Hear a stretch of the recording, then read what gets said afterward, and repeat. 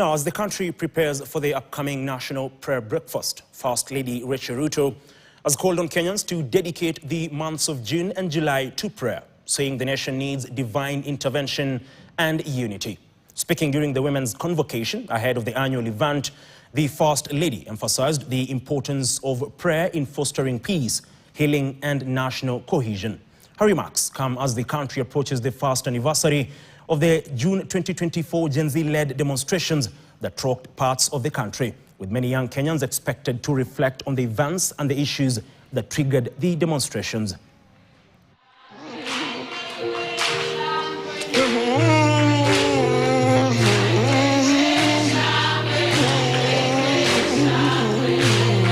I know I'm talking to intercessors right here.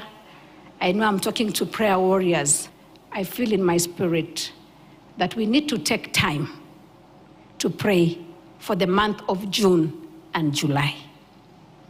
We are not new to what is happening in our nation. And we are not new for declarations that have been declared and has gone out there.